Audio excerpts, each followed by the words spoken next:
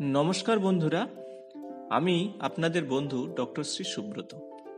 Shri Subrata astrological কনসালটেন্সির পক্ষ থেকে আপনাদের জানাই শুভেচ্ছা।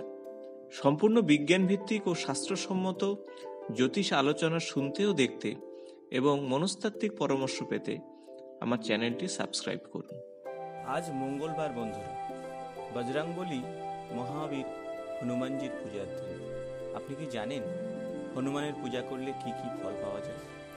সংকট মোচনকারী হিসাবে হনুমানকে প্রার্থনা করলে তার ভক্তদের সমস্ত সংকট থেকে তিনি উদ্ধার করেন। আবার ভূত বা অলৌকিক শক্তি থেকে মুক্তি দিতে পারেন এই হনুমানজি।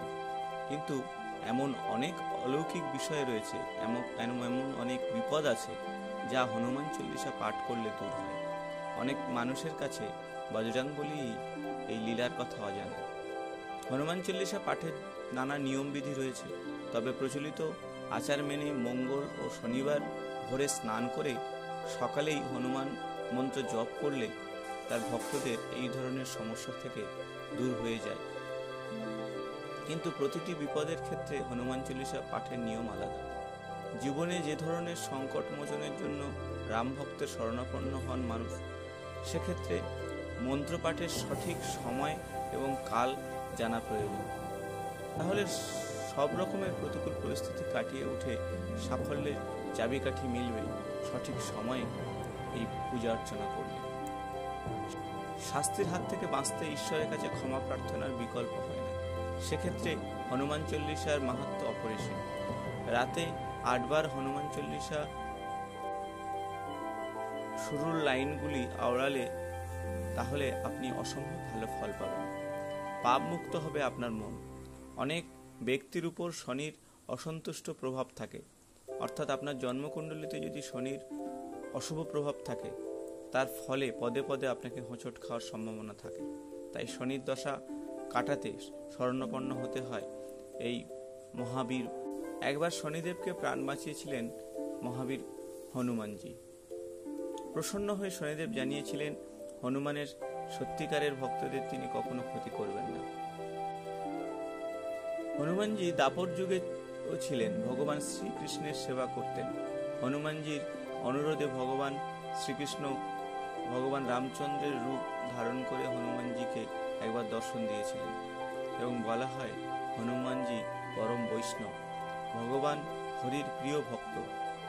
একটি মন্ত্র বলা হয়, যত্র যত্র রঘুনাথ কীর্তন তত্র তত্র কৃত মস্তকাঞ্জলিম বাষ্প বাড়ি পরিপূর্ণ লোচনং মারুতিং নমত রাক্ষসান্তকম।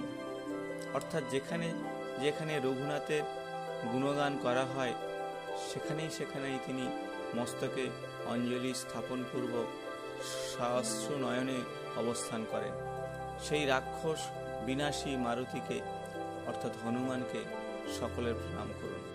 মনোজবং মারুত তুল্য বেগং জিতেন্দ্রিয়ং বুদ্ধিমত্তাং বরিষ্ঠম বাতাত্তজং বানর ইউথ মুখ্যং শ্রীরামদূতং শিরসা নমামি। অর্থাৎ যিনি মৌন ও বায়ুর ন্যায় গতিগামী বুদ্ধিমান ব্যক্তিদিগের মধ্যে সর্বশ্রেষ্ঠ এবং বানর বাহিনীর অধিনায়ক, সেই শ্রীরামদূতের জিতেন্দ্রীয় অবনত মস্তকে নমস্কার করি।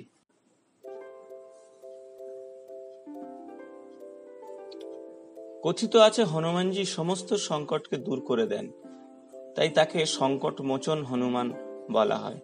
তাই তো ত্রেতা যুগে যখন ভগবান রাম সামনে এক বিশাল সমুদ্র এসেছিল, তখন সেই সমুদ্র পার করার জন্য ভগবান রামেরও হনুমানজিকে দরকার হয়েছিল।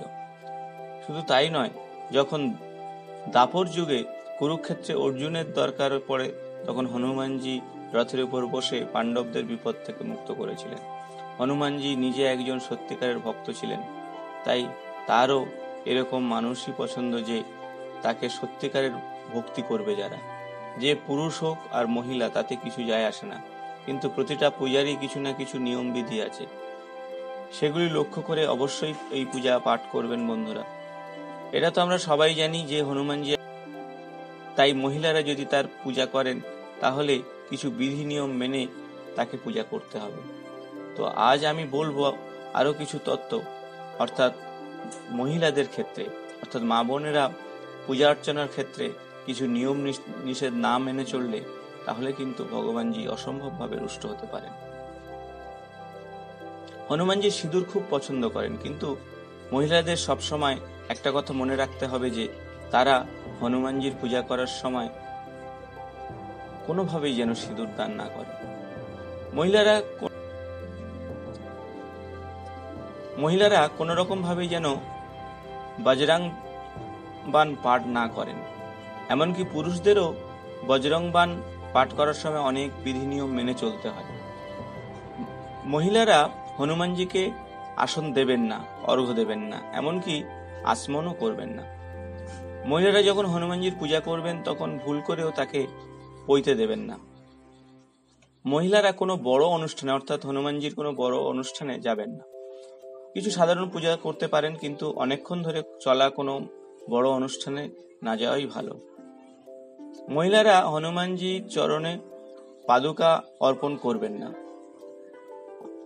এই পূজার যে পঞ্চামৃত, এই পঞ্চামৃত কখনোই মহিলারা দান করবেন না বা দেবেন না। এমনকি মহিলারা হনুমানজি স্নান করাবেন না। হনুমানজিকে যেমন কাপড় জোড়া অর্পণ করা হয় যখন, তো সেক্ষেত্রে মহিলারা কোনোভাবেই যেন এই কাপড় জোড়া অর্পণ করবেন না। বিশেষত যেসব মেয়েদের পিরিয়ড চলছে, ভুল করেও হনুমানজির পূজাতে অংশগ্রহণ করবেন না, কারণ উনি অসম্ভব একজন একনিষ্ঠ ব্রহ্মচারী। তাই এ বিষয়ে কিন্তু সাবধান। মহিলারা যেন কোনোভাবেই হনুমানজিকে চেলি অর্পণ করবেন না, এমনকি চেলি যেন হনুমানজিকে না পরান।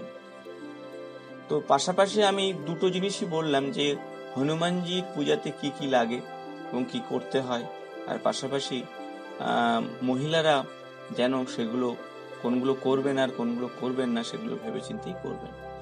কারণ আমরা পূজা অর্চনা করব আমাদের সুখ সুবিধার সাপেক্ষে, অর্থাৎ যে পূজা করলে আমাদের জীবনে শনির প্রভাব থেকে আপনি মুক্ত হবেন, মঙ্গলের অশুভ প্রভাব থেকে মুক্ত হবেন, এমনকি অশুভ গ্রহ থেকে আপনি মুক্তি পাবেন এই হনুমানজি পূজাতে।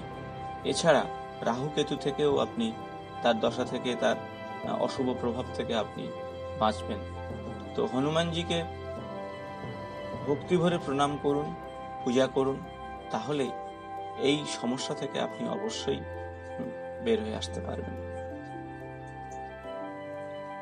পাশাপাশি বলবো যে হনুমানজির পূজার ক্ষেত্রে প্রতি মঙ্গলবার স্নান করে হনুমানজির পূজা করলে এবং হনুমান চল্লিশা পাঠ করলে মনের অন্দরে থাকা ভয় দূরীভূত হবে। এর ফলে আপনি সমস্ত বাধা অতিক্রম করতে পারবেন। প্রতি মঙ্গলবার হনুমানজির পূজা করলে পরিবারের ধন সম্পদের অভাব হবে না। নিয়মিত হনুমানজির পূজা করলে আপনার মনের ইচ্ছা পূরণ হবে এবং আপনি মনের মতো চাকরি পাবেন। হনুমানজির পূজা করলে আপনার বুদ্ধি ক্ষমতা বাড়বে, আপনি সহজেই সবকিছু জয় করতে পারবেন। হনুমানজির পূজা করলে আপনার গুড লুক, অর্থাৎ আপনার আউটার স্ট্যামিনা, সেটা কিন্তু ধীরে ধীরে বৃদ্ধি পাবে। এবং পূজার জায়গাটি খুব ভালো করে পরিষ্কার পরিচ্ছন্ন রাখবেন। লাল কাপড়ের উপরে হনুমানজির মূর্তি বা ফটো রাখবেন। পূজার আগে হনুমানজির মূর্তি বা ফটোটি ভালো করে পরিষ্কার পরিচ্ছন্ন করে নেবেন। ঠাকুরের সামনে ধূপ প্রদীপ জ্বালিয়ে দিন, হনুমানজির গলায় মালা পরিয়ে দিন, হনুমান চল্লিশা পাঠ করতে পারেন। হনুমানজির উদ্দেশ্যে 5টি কলা দান করতে ভুলবেন না, কারণ এই ফলটি হনুমানজির অসম্ভব প্রিয় ফল। হনুমানজির পূজা করলে আপনার জীবনের সমস্ত সমস্যা কিন্তু ধীরে ধীরে দূর হয়ে যাবে। হনুমানজির পূজার সময় হনুমানজির মূর্তির সামনে প্রদীপ দিতে কলা, জল, সিঁদুর, লাল কাপড় দিতে আবারও বলছি ভুলবেন না। শাস্ত্রমতে লাল কাপড় পরিহিত হনুমানজির মূর্তি বেজায় শুভ, তাই হনুমানজির উদ্দেশ্যে লাল কাপড় নিবেদন করলে আপনার প্রতি অসম্ভব তিনি সন্তুষ্ট হন বা প্রীত হন। তো বন্ধুরা, আজ আপনাদের সঙ্গে আলোচনা করলাম এই মঙ্গলবারে হনুমানজির পূজা করলে আপনার এবং আপনার পরিবারের সমস্ত অশান্তি দূরীভূত হবে এবং নেমে আসবে শান্তির সুন্দর নিবিড় ছায়া। এমনই গুরুত্বপূর্ণ বিষয় নিয়ে আলোচনা করব আগামী দিনে। আজ এই পর্যন্ত। বন্ধুরা, যদি ভিডিওটি ভালো লেগে থাকে তাহলে বন্ধুদের সঙ্গে শেয়ার, লাইক ও কমেন্টস করতে ভুলবেন না। নিয়মিত আমার চ্যানেলের আপডেট পাওয়ার জন্য সাবস্ক্রাইব করে বেল বাটনটি প্রেস করবেন। আজ এই পর্যন্ত। নমস্কার।